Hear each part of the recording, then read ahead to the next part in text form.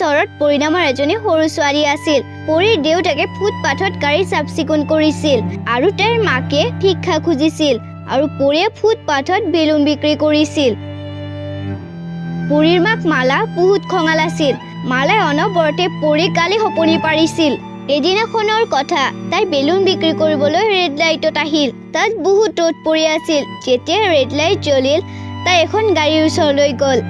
এটা বেলুন লৈ লওক চাহাব। নালাগে মোক এই বেলুন যা ইয়াৰ পৰা।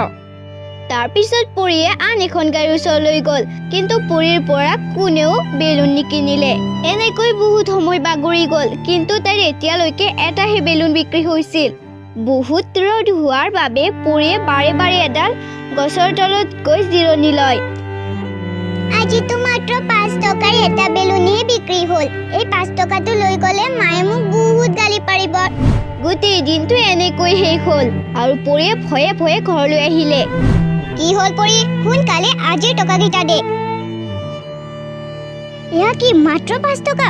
সঁচা কথা ক, বাকী পইচা ক'ত আছে? নহ'লে আজি মই তোক খুধাই নেৰো আৰু খাবলৈকো একো নিদিওঁ।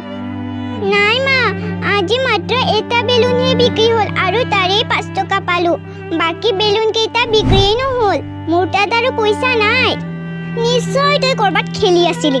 তই এনেকৈ নামানিবি। তোক আজি এটা ভাল শিক্ষা দিব লাগিব, তেতিয়াহে তই উপাৰ্জন কৰিব শিকিবি। মালাই খঙতে এডাল গৰম লোহা পৰিৰ হাতত লগাই দিলে আৰু তাইৰ হাতখন পুৰি গ'ল। পৰিয়ে পুৰা দেখি বহুত কান্দিব ধৰিলে, কিন্তু মায়াৰ নিজৰ জীয়েকৰ প্ৰতি দয়া উপজা নাছিল। অকণমানি পৰিয়ে ভোকে পিয়াহে এটা কোণাত শুই পৰিল। পিছদিনাখন ৰাতিপুৱা পৰি আকৌ বেলুন বিক্ৰী কৰিবলৈ গ'ল। পৰি সিদিনাও এটাও বেলুন বিক্ৰী হোৱা নাছিল। তাই মানুহবোৰৰ ওচৰলৈ গ'লে তাইৰ পৰা বেলুনটো নিকিনে তাইক গালি সপনি পাৰি খেদি দিয়ে। কোনেও মোৰ পৰা বেলুন নিকিনে। বেলুন নিকিনে নালাগে কিনিব, কিন্তু মোক ইমানকৈ গালি সপনি কিয় পাৰিব লাগে? সিহঁতে অকণো নাভাবে যে সিহঁতে তেনেকৈ ক'লে আমাৰ কিমান দুখ লাগে। কওক খুৰা, আপোনাক কিমান বেলুন লাগে? আজি মোৰ ল'ৰাৰ বাৰ্থডে হয়, সেইবাবে তুমি গোটেইবোৰ বেলুন দি দিয়া। সঁচাই খুৰা, আপুনি মোৰ সকলো বেলুন কিনিব? গোটেই কেইটা বেলুন লাগে মোক। পৰিয়ে গোটেই কেইটা বেলুন সেই ল'ৰাটোক দি দিলে, কিন্তু নিজৰ লগত এটা নীলা বেলুন ৰাখিলে। যেতিয়াই পৰিয়ে সেই মানুহজনৰ পৰা পইচা খুজিলে, মানুহজনে গাড়ীখন ষ্টাৰ্ট দি যাব ধৰিলে। আৰে খুৰা, মোৰ পইচাটোতো দিয়ক। গাড়ীখন কিয় চলাই গুচি গ'ল? মোৰ পইচাটো দিয়ক। পৰিও গাড়ীখনৰ পিছে পিছে দৌৰিব ধৰিলে। পৰি সেই বেলুনটো লৈ দৌৰি আছিল, কিন্তু সেই মানুহজন বহুতেই বেয়া আছিল। তেওঁ গাড়ীখন নৰখালে আৰু বেছি স্পীড কৰি তাৰ পৰা গুচি গ'ল। পৰিয়ে বহুত কান্দিলে। যেতিয়াই পৰিয়ে পিছফালে ঘূৰি চালে, তাই দেখিলে যে তাৰ ফালে এখন বহুত ডাঙৰ ট্ৰাক বহুত জোৰকে আহি আছে আৰু সেই ট্ৰাকখনে পৰিয়ে এক্সিডেণ্ট কৰি দিলে।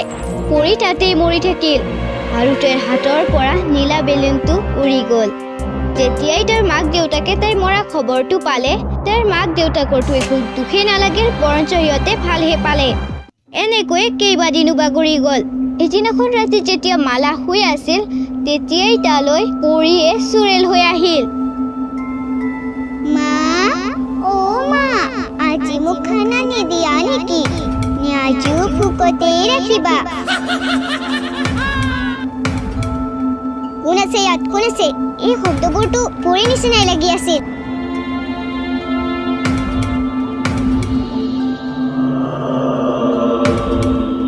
মালাই ভয়ে ভয়ে খিৰিকীৰ ওচৰলৈ গ'ল। তেতিয়াই হঠাতে পৰি তাত নাছিল আৰু তাত এটা নীলা বেলুন থাকি গ'ল।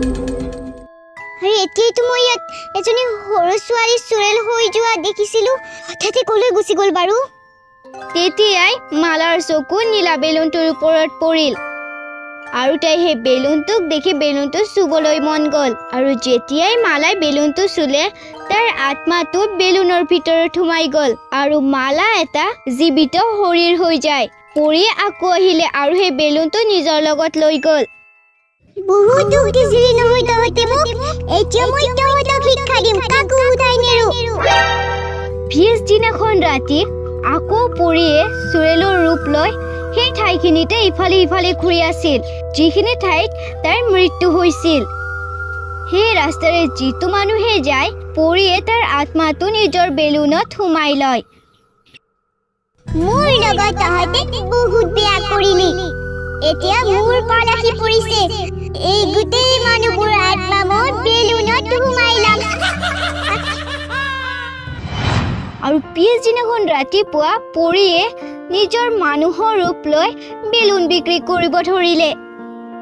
তেতিয়াই তালৈ পিংকু নামৰ এজন সৰু ল'ৰাই নিজৰ মাকৰ লগত পৰিৰ ওচৰলৈ আহিলে আৰু তাইৰ পৰা এটা বেলুন ল'লে। পিংকুই যেতিয়াই বেলুনটো নিজৰ হাতত ল'লে তাৰ আত্মাটো বেলুনটোত সোমাই গ'ল। এনেকুৱা লাগিছিল সি এটা মূৰ্তিহে।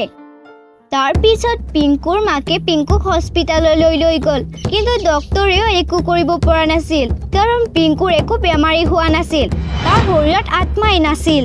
এতিয়া মই পিংকুক এজন তান্ত্ৰিকৰ ওচৰলৈ লৈ যাব লাগিব। এয়া কিবা বেলেগ বস্তু হ'ব পাৰে। পিংকুৰ মাকে পিংকুক এজন তান্ত্ৰিক বাবাৰ ওচৰলৈ লৈ গ'ল। এই ল'ৰাটোৰ শৰীৰটোহে ইয়াত আছে, কিন্তু ইয়াৰ আত্মাটো ক'ৰবাত বন্দী হৈ আছে।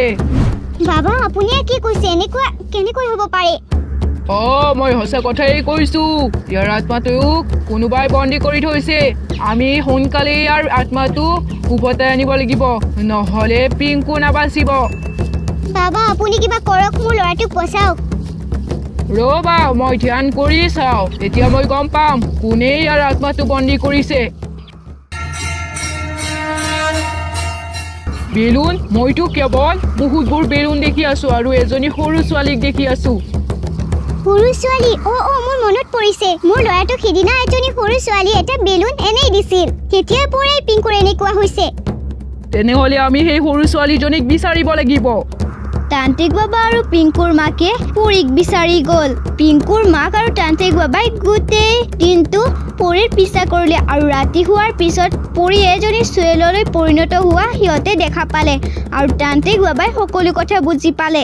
এনেকৈ পৰিয়ে অকলশৰীয়া ঠাই অকণ পালে আৰু তাত তাইৰ গোটেই বেলুনবোৰ গছ এডালত বান্ধি থলে। সেই বেলুনবোৰতে মানুহবোৰৰ আত্মাবোৰ আছিল। ঐ সৰু চুৰেল, সোনকালে ক, তই সেই ল'ৰাটোৰ আত্মা কিয় বন্দী কৰিছ? সোনকালে সেই আত্মাটো উভতাই দে।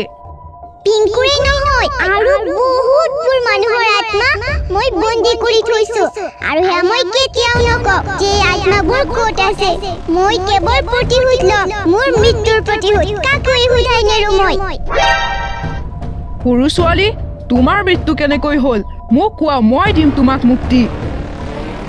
নালাগে মোক মুক্তি, মোক কেৱল প্ৰতিশোধ লাগে।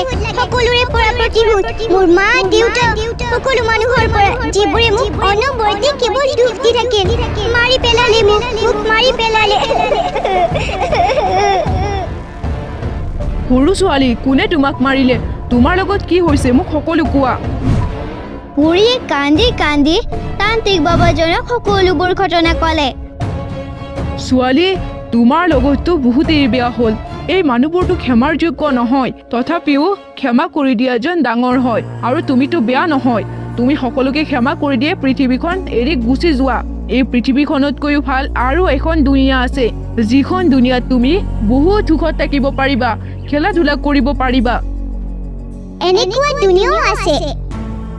ছোৱালী, তই যদি সকলোকে মুক্তি দিয়, তেনেহ'লে তয়ো সেই দুনিয়াত যাব পাৰিবি। পৰিৰ বৰ আনন্দ লাগিল আৰু তাই গোটেইবোৰ বেলুন আনি তান্ত্ৰিকৰ হাতত গতাই দিলে। এয়া লোৱা, এই বেলুনবোৰত মানুহবোৰৰ আত্মা আছে। এইকেইটা ফুটাই দিলে সকলো আত্মা নিজৰ নিজৰ শৰীৰত উভতি যাব।